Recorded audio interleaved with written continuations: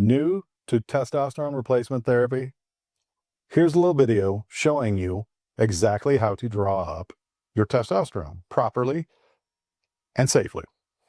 First, we lay out all our things. We've got alcohol wipes, we've got our syringes, and we've got our medication. First thing we're going to do is we are going to take an alcohol wipe. We're going to open it, and then we're going to clean the top of the vial. Usually I push down and spin. It's kind of the easiest way, and that's good enough. Okay, that's going to air dry. Next thing we're going to do is grab our syringe. We're going to open it up. This is what it looks like. It's got to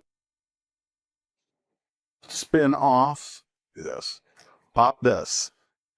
You're going to draw back with just straight air the amount of medication that you're going to be taking, depending on the patient, okay?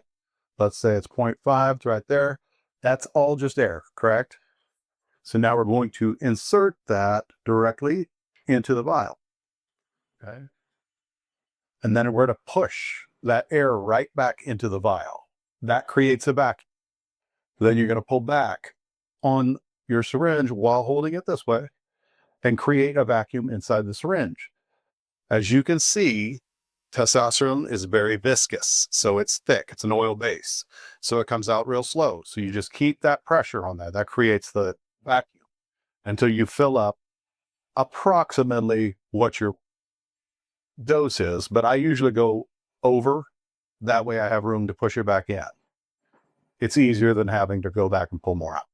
So see right there, I let go. The vacuum sucks it up all the air out. So we're right now at over 1. We don't want to be that high.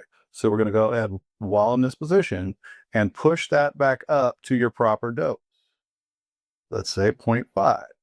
Let's say you're on a full dose. You make sure that it's at 0.5. That is not the tip of the plunger. Plunger looks like this. Your gauge for your particular dose is the very first line of black on the sides, not the plunger. A lot of people get that mixed up. So we'll make sure we got that right.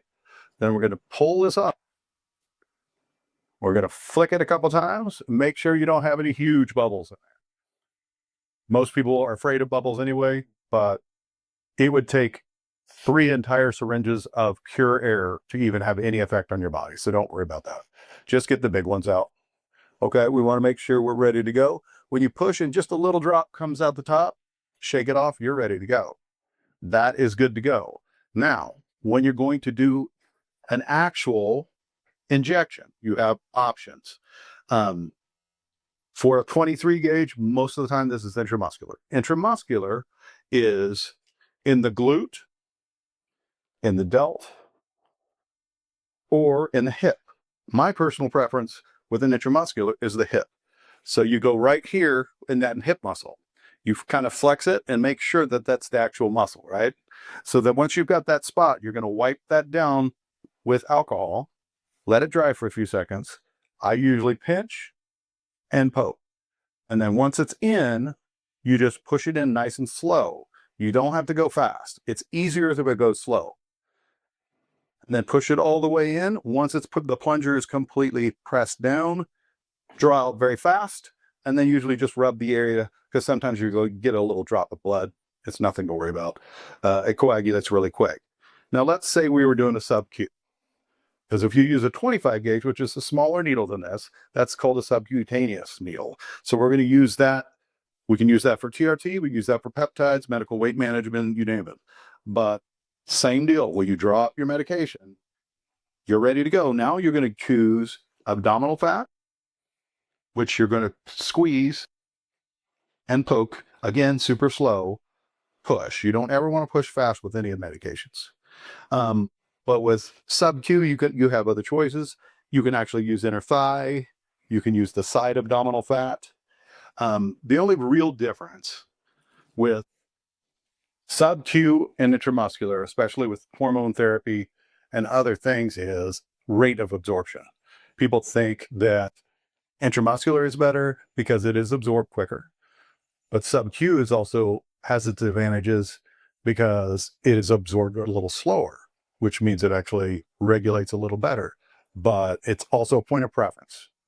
Either way, what a lot of people don't understand is sub-Q, which is subcutaneous into the fat, and intramuscular into the muscle are all going to be absorbed.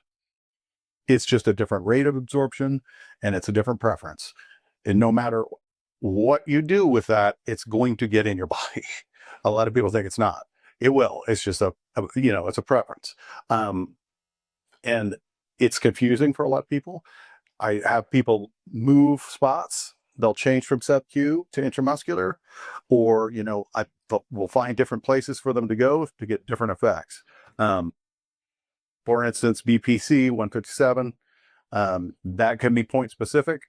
Those you want to get close to the pain spot, get in the muscle belly, avoid the tendon, avoid the bone. But those are the different kinds of ways we do it. But that is exactly how you do an injection. Any questions, just give us a holler.